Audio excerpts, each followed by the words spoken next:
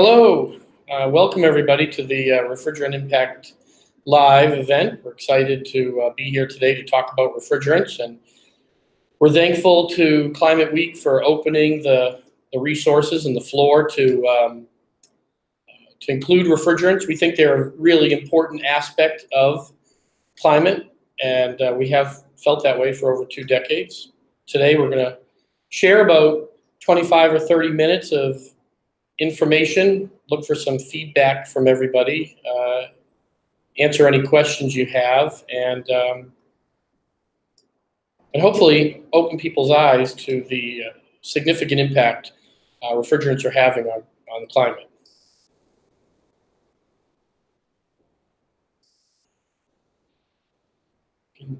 What can you see there? I'm going to do some checking here. This is our first time using Google Live for a large broadcast. So that's it. All right.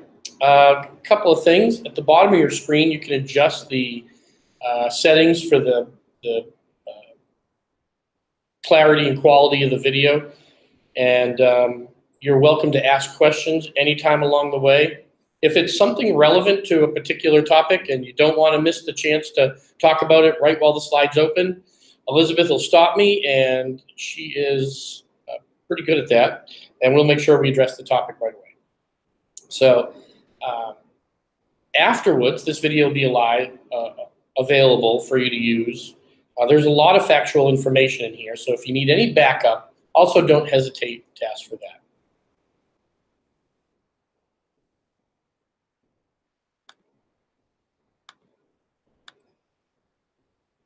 All right, looks like we have our first technical difficulty. And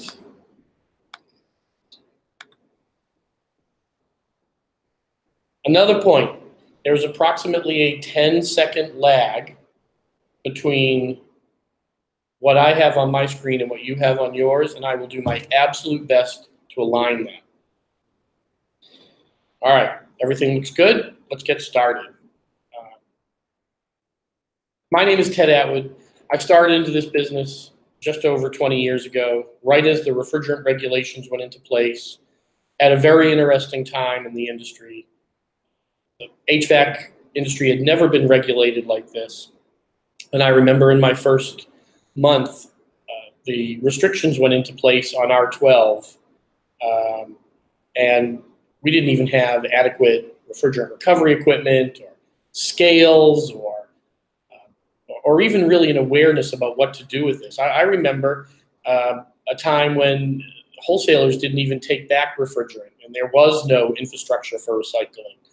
So it's been a long time. It's been an interesting road, and during that time, the evolution in both regulations and equipment and handling have changed greatly.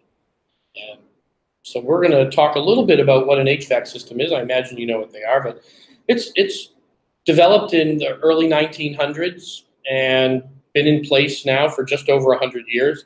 Carrier was really the first large company to commercialize cooling equipment. I believe it was the World's Fair 1904, where people first experienced conditioned air. Refrigerants had been discovered long before that, and they included things like ammonia, CO2, and there's a number of these different fluids and mixtures that are available now.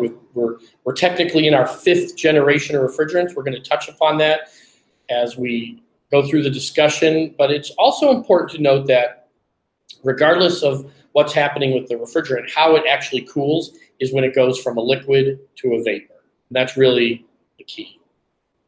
And you'll hear us refer to this from time to time: critical, complex, and costly.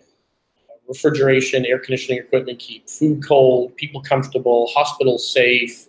They reduce all kinds of disease and bacteria that's available, that's out there in the market, circulating through buildings and food products. So we need it for our cold chain, but we need it for comfort. And so it's a complicated issue because these refrigerants are a necessary evil. There's a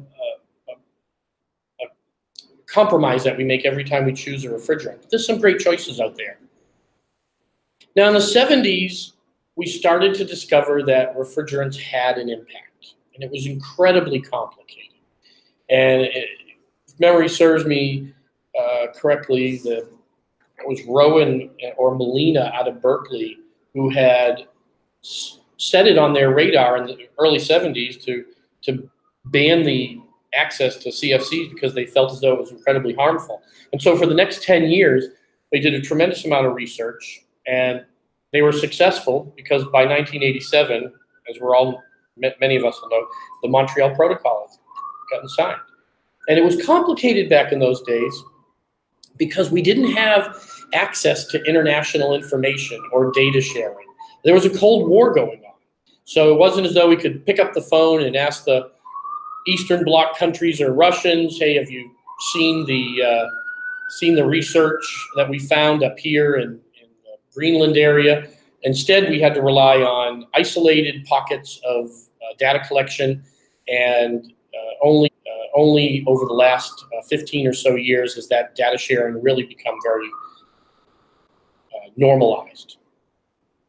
And so, of course, by December 21st, 1987, hold on, I apologize, but we apparently have really loud emergency equipment outside the window. But anyways, by 1987, Reagan had gotten behind the initiative, and this is a copy of his letter. Very important because nobody expected this to happen. And the Montreal Protocol was the first of 3 international treaties. Kigali, of course, you see here is set aside separately. It's a little bit different. But in 1997, we had the Kyoto Protocol. Of course, in 2016, we had Paris. And Kigali is very focused on F-gases. It's a very important world agreement. But these first 3 here really laid a roadmap for Generation 1, which was ODS, Kyoto, which was F-gases, and again, Paris, which was even more focused on F-gases. I believe there's 48 countries that have signed on to Paris by now. And it's been talked about that the Montreal Protocol was the most successful treaty in history. And when Reagan sold people on the concept of the Montreal Protocol, it was George Shultz. He had an interesting quote. He said, Reagan called it an insurance policy. Something worth the effort just in case the science turned out to be right. And so George Shultz is actually a staunch advocate for climate management as well. And he's been involved through all 3 generations of these international treaties. Now, it's an interesting fact that between 1994 and 2018, something happened that I don't believe anybody anticipated at the time. But the growth in refrigerant usage in the United States went from 120 million pounds to 600 million pounds. That's a significant change, of course, factor of 4 growth. A lot more refrigeration and air conditioning equipment in place, a lot more use, and along the way we found a lot more leaks. And leaks are something that happen routinely when equipment's installed. A lot of these pieces of equipment are field installed and fabricated, so they have joints and fixtures that will vibrate or deteriorate over time. And so the refrigerant usage has really grown astronomically over that time. Of course, along the way, there were a number of regulations that the state, local, and federal government tried to use to control the access to material. We'll talk about it a little bit later, not much later, but soon. These regulations actually just control how these refrigerants are handled. And recent regulations have started to shift gears and try to control application to some degree, and try to control supply. The early days of these regulations, there were controls on CFCs, and there was actually a tax on CFCs, and that brought the value of these materials up significantly. In 1994, the price of R12 refrigerant was $1 a pound. By 2017, that material, R12 in particular, is running somewhere around $15 to $20 a pound, and that's based on its value for carbon. Those materials are often destroyed. They're the rare duck amongst the refrigerant world. But the carbon tax continued to go up year after, or not the carbon tax, sorry, the ODS tax continued to go up year after year. But we have not had a tax on either the carbon equivalent of the HCFCs or the HFCs. And these regulations that you see in front of you were all developed or grew out of either local initiatives to curb or manage infrastructure needs in their own markets, California being the most aggressive, but Massachusetts, Colorado also had requirements. Now, about a year ago, a very interesting study was released, and it ranked the top 50, I believe it's top 50, top 50? Oh, sorry, top 100 ways to reduce carbon globally. And the book was called Project Drawdown, and Paul Hawken, thank you.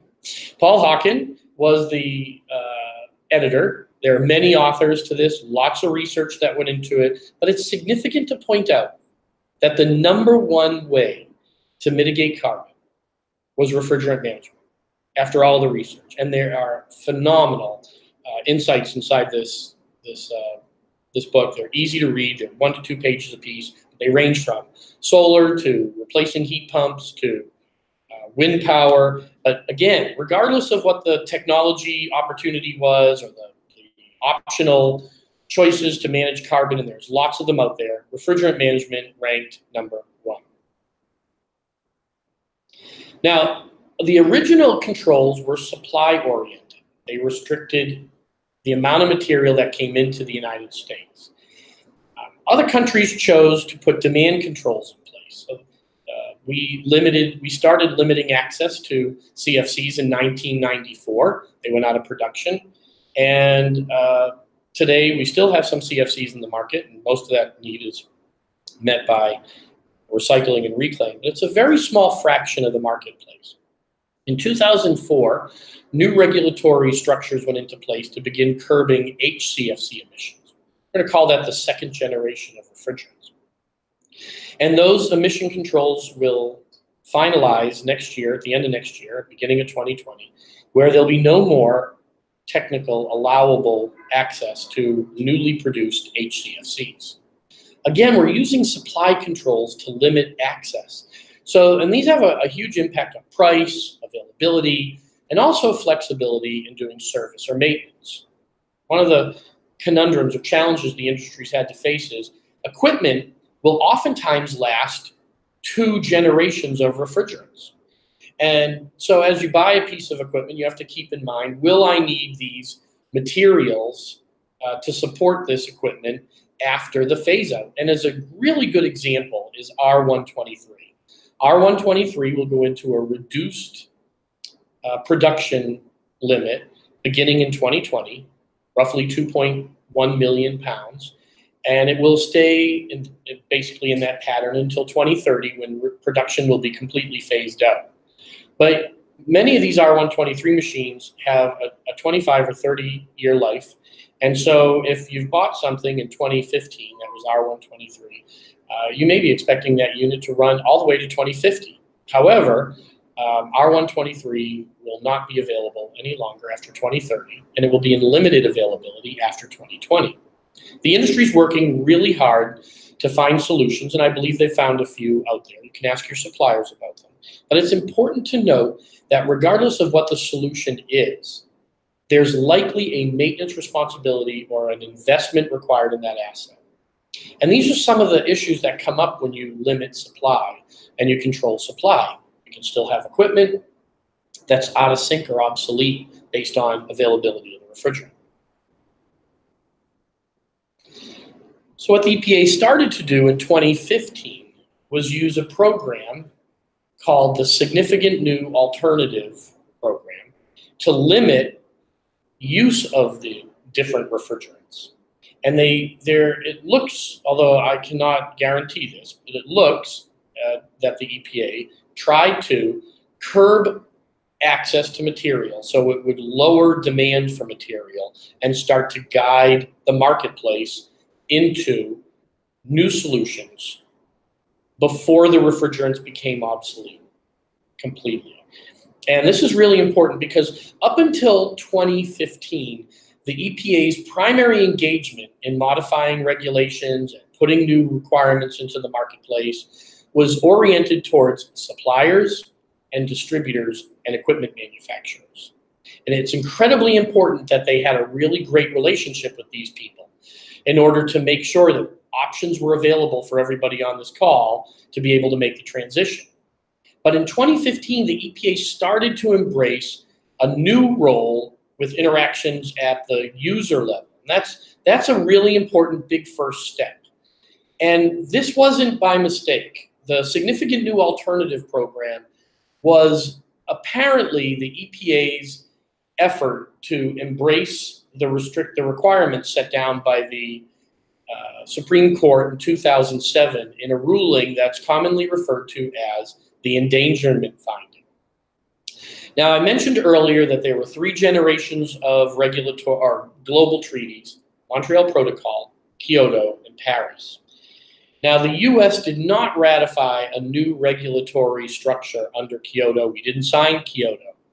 But what this summary to this 2007 endangerment finding and the significance to it was the EPA lost a lawsuit that was brought against them by the state of Massachusetts, and I believe also the Sierra Club, that said that it was unfair for states to have to manage this responsibility on their own.